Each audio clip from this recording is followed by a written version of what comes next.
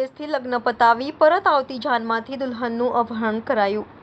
દાહોદના ભાટીવાડા ગામની જાન મધ્યપ્રદેશના જાંબુઆ ઝાલાપાડા ગામે ગઈ હતી। લગ્ન પૂર્ણ કરી પરત જાન મધ્યપ્રદેશની બોર્ડર પાર કરી ગુજરાત બોર્ડરના દાહોદ પાસે આવેલી બોરડી ગામ આવી પહોંચી હતી। તે દરમિયાન બોરડી નજીક મોટરસાઇકલ ઉપર ઘાતક હથિયારો લઈને આવેલા 20 જેટલા ઈસમો દુલ્હનની ગાડી રોકી ડ્રાઈવરને ધાકધમકી આપી દુલ્હનનું કર્યું અપહરણ।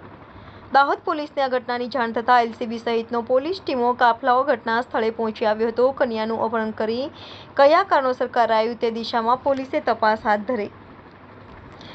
Reporter Babubhai Ninama, Vadodara 24 hours news, Dahod. ઘટના ભાટીવાડાથી મારી જાન લઈને ગયા હતા અમે લોકો છાલાપાડા ગામ।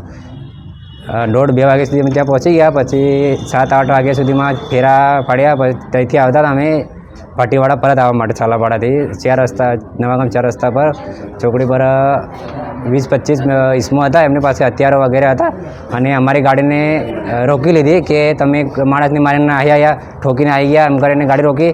પછી રિવોલ્વર બતાવીને ગાડીની ચાવી લઈ લીધી। ફરી ગાડીમાંથી લાડીને જે મારી પરિણીત પત્ની હતી એમને ખેંચી લીધા બહાર। ખેંચીને પછી ગાડીમાં એમને પાસે બાઇક હતી, એ 2-3 જણે બેસાડીને લઈને ભાગી ગયા। તમારું નામ? અમલિયા રોહિતભાઈ બાબુભાઈ, ગામ? ભાટીવાડા, અમલિયાર ફળ્યું।